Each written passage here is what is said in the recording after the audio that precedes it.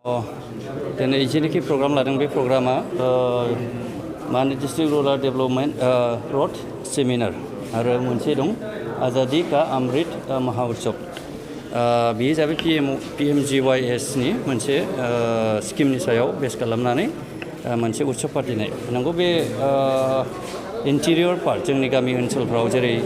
लामा सामाफोरा थिग नङामोन बेनि दारै मोजाङै खामानिखौ मावनो हायो बेखौ जों दिनैहाय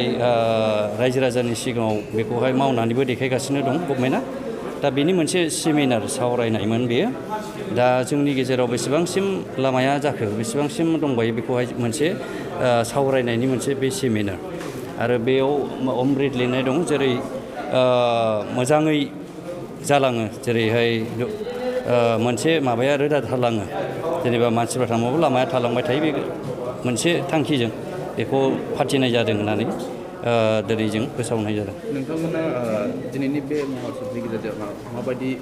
नोजोर बोनो हादों माबायदि जौगानायनि गेजेराव स्पेसियेलि जों बुंनो थाङोब्ला नंगौ PMGYS नि दारैबो गोबां जौगानाया फैदों जेनेखि जों 10 बोसोर 12 बोसोरनि सिगां जों नुदोंमोन जे बे ओनसोलाव लामाया बिभिन्न साइडनिफ्राय एसे आंखालमोन दा बे मोनसे स्किम फैदेरनानै जेनेबा PMGYS फैदेरनानै जोंनि ओनसोलाव गोबां कानेक्टिभिटि लामाफोरा दाफुंनाय जादों आरो लुखांजानाय जादों बेखौ जों दिनैहाय नुनो मोनदों। सार दिनैनि दिनाव रन्जन दैमारिखौ जोबथेसालिनिफ्राय बख'नांगौ होननानै गोबां एनजिअफ्रा दाबि खालामगासिनो आरो NLFBफ्राबो हाग्रानिफ्राय फैनानै बे एखे दाबिखौ खालामदों बेनि सायाव माबायदि थारैनो बेखौ नंगौ पेपार मिडिया आरो बे खना खनला जायगाफ्राव मोनसे सेन्सेसन जादों नंगौ थारैनो बाथ्राखौ बयबो बेखौनो सिन्था खालामदों जे सासे सिगनेटरि आरो फाउन्डार बेनि हिसाबै बयबो गनायखौ लुबैदों आरो जोंबो गभर्नमेन्ट हिसाबै जेरैहाय जोंनि BTR नि चिफ प्रमद बर' साराबो बुंबाय थादों जे बेखौहाय बख'नाय जागोन आरो बेनि प्रसेसा आवगायगासिनो दं थिग बेबायदिनो जोङो आसा खालामदों थारैनो बिथांखौ उदां अख्राङाव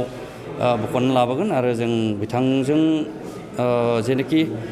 बिथांनि अभिगथा एक्सपिरियेन्सफोर बेखौ मोजां समाजावहाय जोङो नुनो मोनगोन बेखौ जों आसा खालामनानै दङ। नोंथांमोना सत्त'आव थानाय हिसाबै दायो गोदानै पिनारिसनि खामानि जागासिनो बेयाव कन्ट्रेक्टरफोरखौ माबायदि खामानि मावदों जौगानायनि खेत्रआव माबायदि खालामदों आं बेखौनो दिनै फोसावनो गोसो जादों बा आंनि बेक्तिगत हिसाबै गासै जोंनि BTR नि कन्ट्रेक्टर नट अनलि BTR गासै जोंनि जेनाखि गोजान गोजाननिफ्राय दिनै मावफैनाय कन्ट्रेक्टरफोर बिथांमोनखौ जोङो दिनै मोजाङै मावजानो लुबैयो आरो जेरै रायजो राजाया लुबैनाय बायदि लामा सामा बेफोरखौ मोजाङै मावफुंनानै होजानायखौ जोङो लुबैयो आरो बेखौ मावफुङोब्ला निस्सय जोंनि जायगा ओनसोला उन्नति जागोन बेखौ जों आसा खालामनो हायो। ग्रासरुट लेभेलाव सम बायदियै बे जालांबाय थागोन निस्सय जौगाथाया फैबाय थागोन बेखौ जोङो नुदों।